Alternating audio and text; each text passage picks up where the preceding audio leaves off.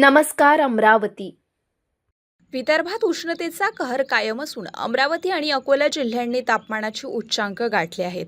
नागरिक अक्षरशः हैराण झालेत।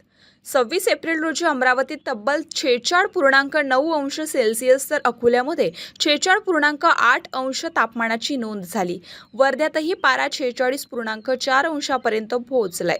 सलग 4 दिवसांपासून सूर्याचा तडाखा कायम असून दुपारच्या वेळी शहरातील रस्ते ओस पडलेले दिसते आहे। नागरिक उष्णतेपासून बचावासाठी विविध उपाय करताना दिसत आहे।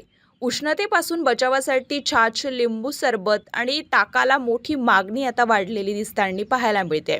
विक्रेत्यांनाही याचा फायदा होताना दिसतोय। इतकी तीव्र उष्णता आहे की चारचाकी वाहनामधील एसी देखील अपुरा पडत असल्याची प्रतिक्रिया नागरिक देत आहेत। दरम्यान वाढत्या तापमानाच्या पार्श्वभूमीवर आरोग्य विभाग सतर्क झाला असून अमरावती जिल्हा सामान्य रुग्णालयामध्ये विशेष उष्माघात कक्ष सज्ज करण्यात आलाय।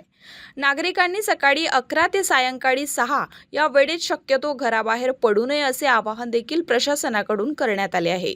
दरम्यान दिलासादायक बातमी म्हणजे 29 आणि 30 एप्रिल रोजी विदर्भात मान्सूनपूर्व पावसाची शक्यता हवामान तज्ज्ञांनी वर्तवली आहे। तोपर्यंत मात्र उष्णतेपासून बचावासाठी योग्य काळजी घेणं गरजेचं आहे असं सुद्धा सांगण्यात आलंय।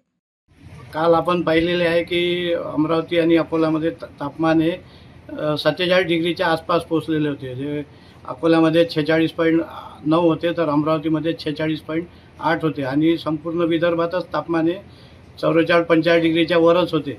त्याचप्रमाणे दिल्लीपासून कन्याकुमारीपर्यंत संपूर्ण भारताचे तापमान हे जागतिक स्तरावर सर्वात जास्त या 2-3 दिवसात रेकॉर्ड केले आहे। याकरिता मुख्यत्वे करून अंतर्गत महाराष्ट्रावर निर्माण झालेले प्रतिचक्राकार वारे हे जबाबदार असून त्यामुळे जे दिवसभराचं उष्णतामान जमा होते ते वर निघून जात नाही आणि त्यामुळे ते उष्णतामान वाढत जाते आणि त्यामुळे भारतीय उपखंडाचे तापमान गरजेपेक्षा जास्त वाढलेले आहे। तसेच यामध्ये एल निनोचा सुद्धा हात असून यावर्षी ला निनो समाप्त झालेला असून एल निनो सुरू झाला आहे असे हवामान खात्याने जाहीर केले आहे। एल निनोमुळे जे वातावरणाचे तापमान आहे हवामानाचे ते वाढते आणि समुद्राचे तापमान कमी होते आणि त्यामुळे सध्या वातावरण तापलेले असून आज दिनांक 27 रोजी सुद्धा भारतीय हवामान खात्याने ऑरेंज अलर्ट जारी केलेला असून आज सुद्धा तापमान हे 47 डिग्रीच्या आसपासच राहील। परंतु उद्यापासून ढगाळ वातावरण निर्माण होणार असल्यामुळे 28 तारखेपासून तापमान हळूहळू 2-3 डिग्री सेल्सिअसने कमी होण्याची शक्यता आहे। तसेच 28 ते 30 या कालावधीत विदर्भात तुरळक ठिकाणी हलका पाऊससुद्धा होईल। माझं नाव शुभम नेतनवार आहे। आज दिनांक 27 एप्रिल बघता गेल्या 4 ते 10 दिवसापासून अमरावती शहरामध्ये जे वाढतं तापमान वाढलेलं आहे याच्यामध्ये आम्ही कलेक्टर ऑफिसवर मसाला ताक, ऊस सेंटर, ज्यूस सेंटर यामध्ये लोकांची गर्दी वाढलेली आहे।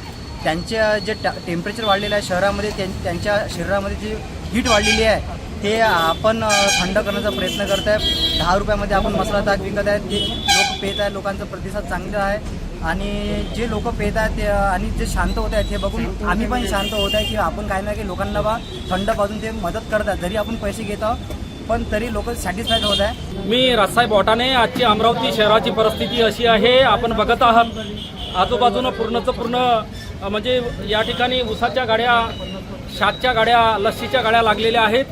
प्रत्येक व्यक्ती लाय करत आहे। 45च्या वर अमरावतीचा आज रोजीचं टेम्परेचर आहे। असं वाटत आहे येणारा मे महिना हा घराच्या बाहेर निघू देणार की नाही निघू देणार, कारण उष्णतेच्यामुळं मागील आठवड्यामध्ये अमरावती शहरामध्ये एक बळी गेलेला आहे। पुढचं भाकीत आणि भविष्य खूप कठीण वाटत आहे। म्हणून मी जनतेला असं आवाहन करतो की महत्त्वाचं काम जर असेल त्याच वेळेस आपण घराच्या बाहेर पडा, अन्यथा स्वतःच्या जीवितास कष्ट देऊन काही अर्थ नाही। अमरावती, अकोला, नागपूर शहरात सूर्य आग ओकते असं वातावरण, उष्णता वाढलेलं आहे। पारा सुद्धा मोठ्या प्रमाणात वाढलेला आहे। अमरावतीचं तापमान पारा हा उच्चांक गाठत आहे। आज सुद्धा मोठ्या प्रमाणात 46 डिग्री सेल्सिअसपेक्षा वातावरण तापलेलं आहे। 2 दिवसापूर्वी महाराष्ट्रात अमरावती, अकोला हा महाराष्ट्रात मोठ्या प्रमाणात तापल्याचं हवामान विभागाने वर्तवलं होतं आणि आज सुद्धा मोठ्या प्रमाणात तापमान वाढलेलं आहे। कॅमेरामॅन सागर ताळेसह मी अजय शृंगारे, पाहत राहा विदर्भ मतदार अमरावती।